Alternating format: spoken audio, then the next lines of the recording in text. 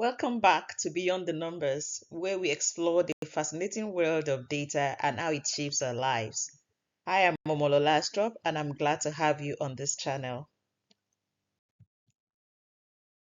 Today, we are discussing how to become a data analyst in Nigeria, and this is just a step-by-step guide on the tools to use, the timeline, and what it really takes.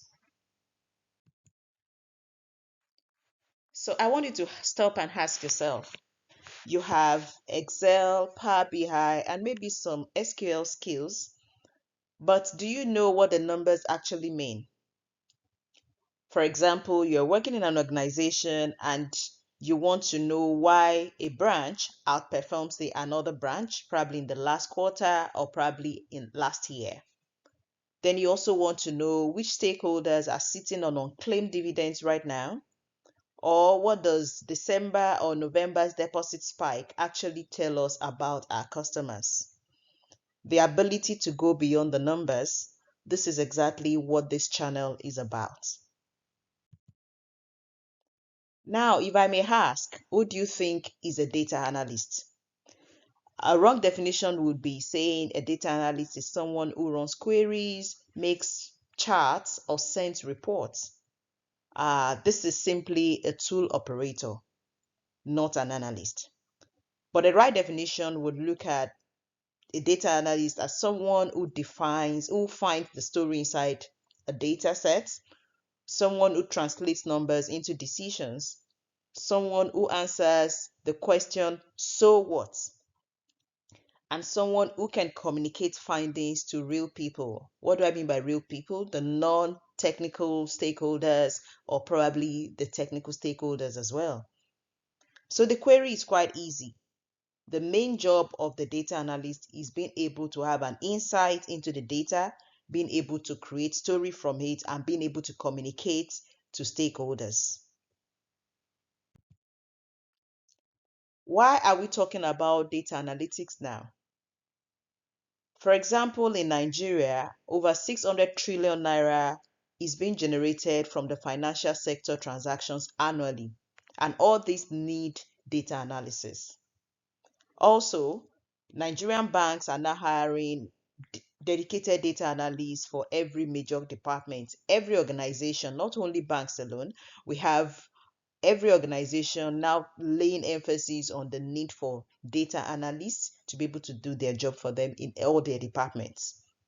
Then we also know that currently, with the advent of AI and everything, over 60% of development projects monitoring in Nigeria and Africa and the world at large now requires data analytics skills. Also, data analytic channels that are speaking directly to the audience on these skills, they are so minimal. So that's why we are doing it here. What are the tools that you need? And in what order should you learn them?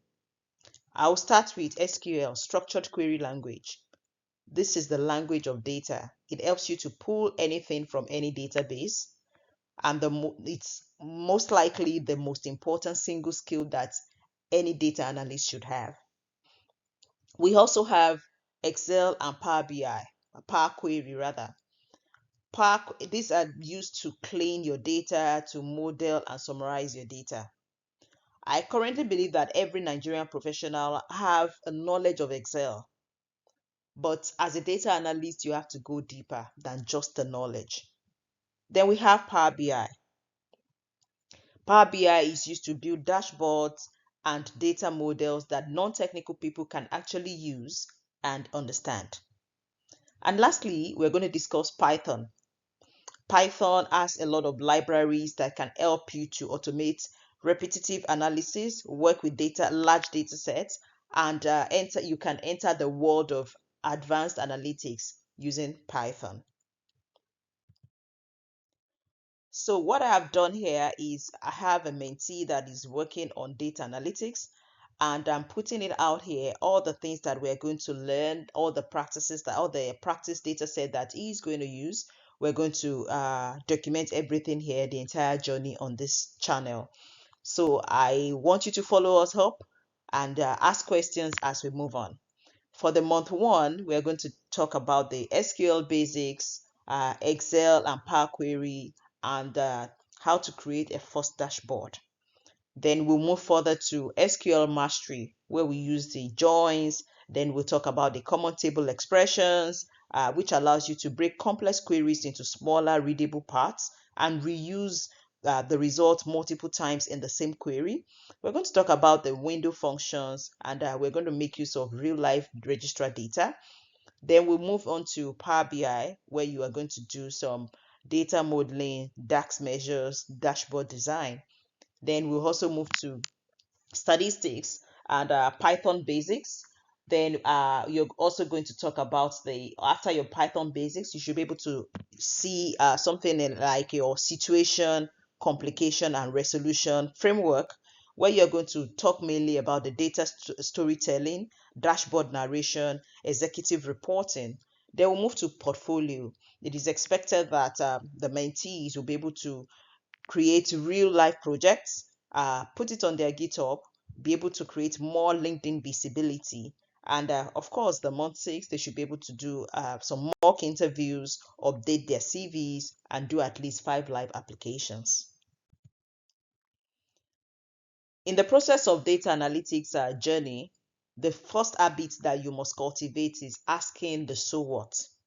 For instance, someone that is not so vast in data analysis can just analyze the data set and say Lagos had the highest transaction value in 2023 at 39.3 million. Yes, that's a fact. That's what the data says.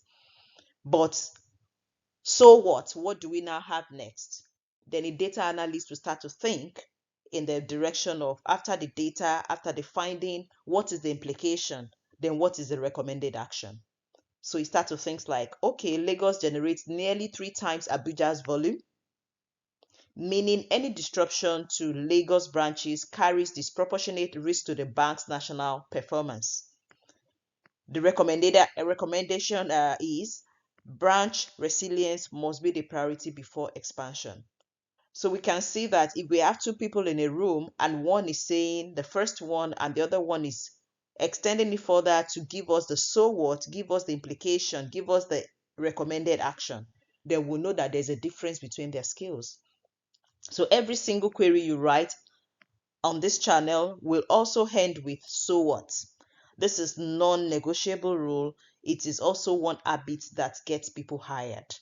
So in the next episode, we're going to talk about the first SQL query using real Nigerian banking data. So look at this. What are the things, in summary, what are the things you should expect to get on this channel in the next couple of months? We're going to see real data, work with them, and they're not just generic data from another part of the world. We are focusing on data from Nigeria that is relatable to every Nigerian or all Africans.